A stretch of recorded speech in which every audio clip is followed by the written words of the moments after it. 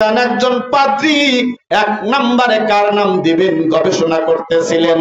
চড়তে করতে চিন্তা করতে করতে আমার ভাইরা ব্রেনে আসলো মুসলমানদের নবীর নাম এক নম্বরে। আল্লাহু আকবার বলেন। এই জন্য আমার ভাই, আপনার আমার নবীর নাম খ্রিস্টান পাদ্রী এক নম্বরে রেখে দিয়া আমার ভাইরা বই লিখছেন। সেই বেটার নাম হলো মাইকেল এইচ হার্ট। আমার ভাইরা একজন খ্রিস্টান লেখক, একজন পাদ্রী বিশ্ব নবীজির সম্মান নিয়ে লেখছে, জোরে কোন মারহাবা। আর আমার দেশে আমার ভাইরা, আমার দেশের নাস্তিক মুরতাদেরা এমনও কথা বলে থাকে যে নবীজি এত বিবাহ কি লেগে করছে, নাউজুবিল্লাহ বলে। এই জন্য আমার ভাইরা, আমি আগেই বলছি, সব আল্লাহ সহ্য করতে পারবেন, নবীজির বিরুদ্ধে কথা বললে আল্লাহ সহ্য করবে না, সবচেয়ে শাস্তি হবে বেশি। চিল্লা বলেন, কথা ঠিক না ব্যাঠি? কারণ হলো ওয়ারাফা'না লাকা যিকরা, হে নবীজি আমি আপনার মান মর্যাদা নিয়া, আমি আল্লাহ একা না, আমার ফেরেশতাদের নিয়া আপনার মর্যাদা আলোচনা করি, জোরে কোন সুবহান। এই জন্য নবীজির মর্যাদা গায় আল্লাহ, আর উম্মত হইয়া আমরা নবীজির অবমাননা করি। কথা বলেন না কেন? এই উম্মতের উপায় আছে, যদি আল্লাহ ধরে, মুসলমান আখিরি পয়গম্বরের উম্মত যদি না হতা, অন্য নবীর উম্মত হলে গুনাহ করার পরে তোমার চেহারা শুয়োরের আকৃতি হয়ে যেত মৃত্যুর পূর্বে, জোরে কোন কথা ঠিক না ঠিক? এই জন্য এই রহমতের নবী দোয়া করছেন বিধায় নবীজি বলছেন, আল্লাহ আমার উম্মত জঘন্যতম অপরাধ করার পরেও মৃত্যুর পরে কবরের উপরে তুমি চেহারা বিকৃত করে দিও না, আমি নবীজির আবদার, জোরে না আল্লাহু আকবার। এই জন্য চেহারা বিকৃত হয় না। আর যদি নবীজি দোয়া না করতেন, তোমার মতন মকা, তোমার মতন নাস্তিক, তোমার মতন মুরতাদ চেহারা বিকৃত হয়ে রাস্তায় পড়ে থাকতো, জোরে বলেন কথা ঠিক না ঠিক? এই জন্য মুসলমান কোন নবীর উম্মত আমরা হয়েছি কোনদিন চিন্তা করি না। এই জন্য নবীজির নাম হলো রহমাতাল লিল আলামিন। নবীজি দোয়া না করলে বেকা হয়ে পড়ে থাকতে তোমার পরিচয় কেউ পাইতো না। আর সেই নবীজির বিরুদ্ধে কলম ধরো, কথা বলো। নবীজি সুপারিশ না করলে, যে হাদিসটা করছি, কুনতু ইমামুন নাবিয়্যিন, সকল নবীদের ইমাম, সুবহানাল্লাহ, বুখারীর হাদিস। কুনতু ইমামুন নাবিয়্যিন, নবীজি বলেছেন আমি সব নবীদের ইমাম, সুবহানাল্লাহ। কোন ওয়া খতিবাহুম, শুধু ইমাম না, খতিব, ওয়া সাহিবা শাফাআতিহিম গায়রা ফাখরিন, সব নবী, সব নবীর উম্মতদেরকে আমি সুপারিশ করব, আমার সুপারিশ ছাড়া কেউ জান্নাতে যেতে পারবে না, গায়রা ফাখরিন, এত মর্যাদা আল্লাহ দেবে, কিন্তু আমি অহংকার করি না, সুবহানাল্লাহ। আল্লাহ তাআলা জানায়া দিলেন, ওয়ালা সাউফা ইউতিকা রাব্বুকা ফাতারদা। আল্লাহু আকবার বলেন। আল্লাহ জানায়া দিলেন, নবীজি, নবী পয়গম্বর সব নবীদের চেয়ারখানা রাখছি আমি জান্নাতের দরজার কাছ দিয়া, ও নবীজি আমি আপনার চেয়ারখানা রাখছি জাহান্নামের কিনারে দিয়া। নবীজি প্রথমে বুঝতে পারেন নাই, মনটা খারাপ, সুবহানাল্লাহ। প্রথমে বুঝতে পারেন নাই তো, মনটা কি খারাপ। আল্লাহ রাব্বুল আলামিন জানায় দিলেন জিবরাইলের দ্বারা, হাবিবের সংবাদ দাও আমি আল্লাহ রাব্বুল আলামিন সব নবীদের চেয়ারখানা রাখছি জান্নাতের ধারে দিয়া, আমি আমার হাবিবের চেয়ারখানা রাখছি জাহান্নামের কিনারে দিয়া। আমার হাবিব দুঃখ পেয়েছেন? না না না, দুঃখ পাওয়ার কিছু না। পয়গম্বর আজকে আমি তাকে মর্যাদা দিয়েছি, আমি তাকে ইজ্জত দিয়েছি। ওয়ালা সাউফা ইউতিকা রাব্বুকা ফাতারদা। পয়গম্বর বলেন, আনা আখিযুম বিহুজাজিকুম মিনান নার, আমি জাহান্নামের কিনারায় থাকবো। আল্লাহ তাআলা আমাকে সুপারিশের অধিকারী বানাইয়া দিবেন, আমি যাকে খুশি তাকে লইয়া জান্নাতে যাব। এ মালিক আমারে ক্ষমতা দেবে। আল্লাহ বলেন, ও নবীজি আপনি যতক্ষণ পর্যন্ত খুশি না হবেন ততক্ষণ পর্যন্ত আমি আল্লাহ দিতে থাকব। আহা, এর চাইতে আর কি পাওয়া? কথা বলেন ঠিক না বেঠিক? এই জন্য আমার ভাইরা কোন নবীর উম্মত হয়েছি কোনদিন তো চিন্তা করলাম না, ওই নবীজি নিয়ে তো গবেষণা করলাম না। মুসলমান বেশি বেশি করে কোরআন শরীফ পড়বেন, তেলাওয়াত করবেন, কোরআনের অনুশাসন মানবেন। কোরআন যতদিন থাকবে এই পৃথিবী ধ্বংস হবে না। কোরআনুল কারীমের ইজ্জতে আল্লাহ রিজিক দেয়, সুবহানাল্লাহ কোন।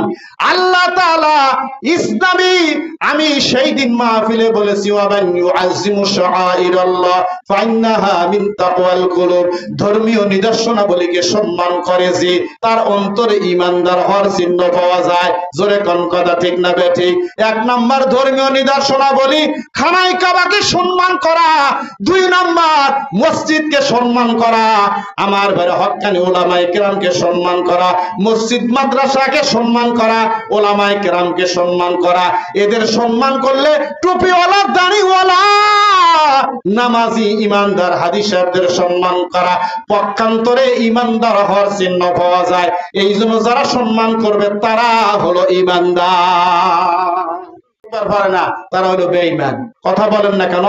কোরআনের আয়াত আমি তো বানায়া কইতেছি না, বানায়া কইতেছি কি? কারণ হলো ওমান ইউআযিমু শাআইরাল্লাহ ফাইন্নাহা মিন তাকওয়াল কুলুব। উলামায়ে কেরাম হলো নায়েবে নবী। উলামায়ে কেরামকে যারা আমার বারে ইহানত করবে, তুচ্ছ মনে করবে, পক্ষান্তরে নবীকে তুচ্ছ মনে করবে, উলামায়ে কেরামকে সম্মান করবে, পক্ষান্তরে নবীকে সম্মান করবে। মান সাল্লা আলিমান তাকিয়ান ফাকান্নামা সাল্লা নবিয়ান। মিশকাত শরীফের হাদিসে পয়গম্বর বলছেন যে একজন হক্কানি উলামায়ে কেরামের পিছনে ইক্তেদা করলো, সে যেন বনি ইসরাইল বংশের একজন নবীর পিছনে ইক্তেদা করলো। জোরে কোন সুবহান। এই জন্য আমার ভাইরা, এই পৃথিবীতে আমরা অনেকেই মনে করি যে আমাদের বদলেতেই টিকে আছে। না, আপনাদের বদলেতে টিকা নাই, ওই সমস্ত মানুষদের বদলেতে টিকে আছে যারা আল্লাহওয়ালা, পরহেজগার, মুত্তাকিন, কোরআনওয়ালা, শেষ রাত্রে যারা উঠে উঠে কালামে পাক তেলাওয়াত করে। বাংলাদেশের সমস্ত মাদ্রাসায় আমার ঘরে কালামে পাক তেলাওয়াত হয়, শেষ রাত্রে রহমত নাজিল হয়। আল্লাহ প্রাকৃতিক দুর্যোগ থেকে এই বাংলাদেশকে হেফাজত করছে। কথা বলেন ঠিক না বেঠিক? আমার ডানে বামে শিক্ষিত সমাজ, জেনারেল শিক্ষিত যারা আছেন অত্যন্ত ভালো বুঝবেন। এজ এ জয়েন্ট সেক্রেটারি, বিগত সরকারের আমলে একজন জয়েন্ট সেক্রেটারি ছিলেন, আমি নাম বলবো না। করোনা ভাইরাসের পরের বছর ঢাকা রোডে মাহফিলে তিনি বলেছিলেন, এই বাংলাদেশে অসংখ্য মসজিদ, অসংখ্য মাদ্রাসা, অসংখ্য হক্কানি উলামায়ে কেরাম, অসংখ্য আল্লাহর ওলিদের কবরের বিনিময় আল্লাহ তাআলা নেককার বান্দাদের উসিলা করে হাফেজে কোরআনরা, আলেমরা, এত আমার ভাইরা পরহেজগার মুত্তাকিনদের উসিলায় আল্লাহ বাংলাদেশে মৃত্যুর হার কম দিয়েছে করোনায়। কথা বলেন ঠিক না বেঠিক? পার্শ্ববর্তী ভারত, এই যে আমার সচিব আছে যারা আছে, জিজ্ঞান পত্রিকা সবসময় পড়ে, গড় একটু মৃত্যুর হার আছে, গড় হার। এটা দেখবেন পার্শ্ববর্তী ভারতে মৃত্যুর হার বাংলাদেশের চাইতে অনেক বেশি, অন্যান্য রাষ্ট্রে বেশি। সবচাইতে বিশ্বের ভিতরে গড় মৃত্যুর হার করোনায় কম হলো বাংলাদেশে। সুবহানাল্লাহ। তার কারণ তিনি বলছেন সচিব মহোদয় যে এক নাম্বার সেটা হলো ধর্মীয় নিদর্শনাবলীকে আমার বেড়া ধর্মীয় দিক থেকে তিনি কথা বলছেন। চিল্লা বলেন কথা ঠিক নেবেন? এই জন্য আমার ভাইরা এই বিষয়গুলো মাথায় রাখতে হবে। কারণ আপনার আমার জিন্দেগি কয়দিন, আমি শেষ হয়ে যাব, মৃত্যুর সময় আমি কালেমা নিয়ে মরতে পারবো না বেঈমান হইয়া? কথা বলেন না কেন? আপনি যদি ঈমান নিয়ে কবরে যান তাহলে আপনার শান্তি, আপনার কি শান্তি, কবরেও শান্তি, হাসরেও শান্তি, মিজানেও শান্তি। সুপারিশ করবেন কে? রহমাতাল লিল, আরো জোরে বলেন রহমাতাল লিল। সারা জীবন নবীজির বিরুদ্ধে কথা বললেন, নবী আপনার পক্ষে সুপারিশ করবেন? বাংলাদেশে একজন উকিল আপনার পক্ষে সাফাই করলো, বোঝেন নাই কথা? আপনি তার বিরুদ্ধে কইলেন, আপনি তো সুপারিশ করবে না, এটা তো জানা কথা। ইয়াজিউ সোয়ুরি, কথা বলেন না কেন? এই জন্য আপনি সম্পর্ক রাখবেন সেই মানুষের সাথে, মান তাসাব্বাহা বিকওমিন ফাহুয়া মিনহুম। আর কবরে, হাসরে, মিজানে আল্লাহ তাআলা তাদের কাতারে উঠিয়ে দিবে। সুবহান। এই জন্য কবরে, হাসরে, মিজানে তরায় নিবে কে? জোরে বলেন, কে তরায় নিবে? সুপারিশ করবে কে? রহমাতাল লিল। হিসাব যদি চাই আমরা হিসাব দিয়ে জান্নাতে যেতে পারবো? বলেন। আপনাদের কথা বললাম না, আমি ইমাম সাহেব দায়িত্ব নিলাম। আমার ইমাম সাহেব যদি বলে, ইমাম সাহেব এই সকালের থেকে এই সন্ধ্যা পর্যন্ত কয় লাখ কথা বলছেন, হিসাবটা দিয়ে বেচতে যান, আমার ক্ষমতা আছে। আমার যদি আল্লাহ ধরে উপায় আছে, মূলবি কি আমার কুলাবো ওখানে? কুলাইবেন। আল্লাহ যদি হিসাব নাই, আমি কেন, কেউ পারবে না। আল্লাহ তাআলা যদি বিনা হিসাবে রহমাতাল লিল আলামিন বিশ্বনবী মুহাম্মদুর রাসূলুল্লাহ সাল্লাল্লাহু আলাইহি সাল্লাম যদি উম্মত হিসাবে সুপারিশ করে যদি আল্লাহ পার করে দেয়, জোরে কোন কথা ঠিক না বেঠিক? এই জন্য গানের মধ্যে কইছি, শেষ রোজ হাসরে আল্লাহ তুমি, বলেন, রোজ হাসরে আল্লাহ তুমি করোনা বিচার, আল্লাহ করোনা বিচার। জোরে জোরে কোন কথা ঠিক না বেঠিক? এ মুসলমান আমার ভাইরা, এক নাম্বার আতিউল্লাহ, অনুসরণ করবেন কার? আল্লাহ। ওয়া আতিউর রাসূল। আল্লাহু আকবার। হাদিসে কুদসির ভিতরে আছে, আনাল্লাহুল গায়ব, আমি আল্লাহ হইলাম গায়েব, ওয়া ইন্নাকান নাবিয়্যু যাহির, হে নবীজি আপনি হলেন জাহের। আপনার সিরাতে সুরাতে দেখছেন আপনার সাহাবীরা, সাহাবায়ে কেরামকে দেখছেন, তাবিঈনরা, তারপরে তাবিঈন। আমার ভাইরা এইভাবে ওলি আল্লাহ ধারাবাহিক হয়ে কিয়ামত পর্যন্ত আপনার সুন্নাত জিন্দা থাকবে। মুসলমান ভাইরা, রাসূল নামাজ পড়েছেন, সাহাবায়ে কেরাম দেখছেন, সুবহানাল্লাহ। সাহাবায়ে কেরাম কি করছেন? দেখছেন। তারপরে তাবিঈনরা দেখছেন। এইভাবে জামাত চলে আসতেছে। জামাত কি বন্ধ হয়েছে? জোরে কোন, জামাত বন্ধ হয়েছে? নবী আলাইহিস সালাতু ওয়াস সালাম, আমার ভাইরা বুখারীর ভিতরে আসছে, হাদিসের ভিতরে, আমার ভাইরা কিতাবুস সালাত, আমার ভাইরা এই কিতাবের ভিতরে, বুখারীতে কিতাবুস সালাতের ভিতরে নবীজি বলেন, ইয়া আয়েশা, তা আয়েশা, তুমি হুজরার পর্দা একটু খুলে দাও, আমি নবীজি অসুস্থর বেলায় আমার উম্মত কিভাবে আমারে বাদ দিয়া নামাজ পড়ায়। সুবহানাল্লাহ। নবীজির অনুপস্থিতিতে ইমামতির দায়িত্ব করছেন আবু বকর। আল্লাহু আকবার। আল্লাহর হাবিব অসুস্থ, হযরত আবু বকর রাদিয়াল্লাহু তাআলা ইমামতির দায়িত্ব পালন করতে গেলেন। মা আয়েশা সিদ্দিকা বলেন, ইয়া রাসূলুল্লাহ, ইয়া হাবিবাল্লাহ, ওমর গরম মেজাজের মানুষ, নবীজি তাকে এই দায়িত্ব দেন, আমার বাবা আবু বকরকে আপনি এই দায়িত্ব দেন না, নরম তবিয়তের মানুষ। পয়গম্বর বলে, আয়েশা তুমি জানো না আমার অসুস্থতার বেলায় নামাজ পড়বে তোমার বাবা আবু বকর। এই সিদ্ধান্ত আমার না, এ আয়েশা, এই সিদ্ধান্ত হইল আমার মহান মালিক আল্লাহ। সিল্লাতাম মারহাবা। এই জন্য নবী বললেন, ইত্তাদু মিন বাদি আবু বকর। আল্লাহু আকবার। বুখারীর ইবারত, ইত্তাদু মিন বাদি আবু বকর, আমার পরে তোমরা ইক্তেদা করবে আবু বকর, সামনে যাবে তোমরা ইক্তেদা করবে।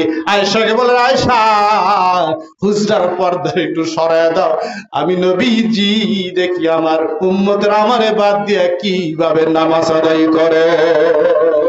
আমার নবীজি তাকে দেখে আবু বকর ইমামতি করতেছেন, সাহাবায়ে কেরাম জামাতে শরীক হয়ে গেছেন। আল্লাহর পয়গম্বর খুশি হয়ে গেলেন। আমার ওফাতের পরে আল্লাহ তাআলা আয়াতে কারিমা নাযিল করে দিয়েছেন বিদায়ী হজের ভাষণে, আল ইয়াউমা আকমালতু লাকুম দীনাকুম ওয়া আতমামতু আলাইকুম নি'মাতি ওয়া রাদিতু লাকুমুল ইসলাম দীনা। মুসলমান হাজির, এই আয়াত নাযিল হওয়ার পরে সিদ্দিক আকবর রাদিয়াল্লাহু তাআলা কাঁদছেন। সব সাহাবায়ে কেরাম বললেন, ইয়া রাসূলুল্লাহ, ইয়া হাবিবাল্লাহ, আপনার সাহাবী আবু বকর না কান্দে। আবু বকরকে বলা হলো, কি জন্য আপনি কান্দেন? কয়, আমি এই জন্য কাঁদি, এই আয়াত নাযিল হয়েছে, এই আয়াতের ভিতরে আমার নবী দুনিয়া থেকে বিদায় হবে, এর সুগন্ধি পাওয়া যায়। সুবহানাল্লাহ। কারণ আল-ইয়াউমা আকমালতু লাকুম দীনাকুম, আল্লাহ বলেন আজকে আমি দ্বীনকে পরিপূর্ণ করে দিলাম। আল-ইয়াউমা আকমালতু লাকুম দীনাকুম ওয়া আতমামতু আলাইকুম নি'মাতি, আমি আল্লাহ নিয়ামত দিয়ে তোমাদের উপরে ভরপুর করে দিলাম। ওয়া রাদিতু লাকুমুল ইসলাম দীনা, দ্বীন হিসাবে ইসলামকে আমি মনোনীত করলাম। জোরে জোরে কোন মারহাবা। ইন্নাদ দীনা ইনদাল্লাহিল ইসলাম, আল্লাহু আকবার। ওয়া মান ইয়াত্তাবিউ গায়রাল ইসলামি দীনান, আমার বারে কেউ যদি চিন্তা করে, নারায়ে তাকবীর, প্রধান বক্তার আগমন, নারায়ে তাকবীর, প্রধান বক্তার আগমন, এই এলাকার পক্ষ থেকে মাশাআল্লাহ মাশাআল্লাহ। খুশি সম্মানিত উপস্থিতি, প্রধান বক্তা চলে আসছেন। আমরা আসলে মুসলমান, আল্লাহ আমাদের দামি করেছেন। এই অবস্থা আপনার আমার অন্তরে থাকবে, আমরা মুসলমান এবং বিশ্ব নবী শেষ নবীর উম্মত। আমরা এইটা অন্তরে নিয়ে নবীজির বেশি বেশি দুরূদ শরীফ পড়বেন, নবীজির সুন্নতের আমল করবেন, কোরআনুল কারীমের অনুশাসন তেলাওয়াত অনুশাসন মেনে চলবেন। আল্লাহ তাআলা আশা করা যায় কবরে হাসরে মিজানে আমাদের তরায় নেবে। আমি আপনাদের ইমাম হিসাবে অনেকক্ষণ কথা বলছি, নরম গরম কথা, অন্য দিনে বলি না, আজকে কিন্তু কড়া কড়া কথা বলছি। এই জন্য আপনাদের সন্তান হিসাবে, এলাকার সন্তান হিসাবে আমাকে ক্ষমা করবেন, আমার জন্য দোয়া করবেন। আল্লাহ তাআলা যেন বাকি দিন ইসলামের খেদমত করার তৌফিক দান করে, মক্কা মদিনার মুসাফির হয়ে আমাকে আপনাদের সবাইকে যেন ঈমানের হালতে সুস্থ রেখে আল্লাহ তাআলা মৃত্যু দান করে। সকলে আল্লাহুম্মা আমিন।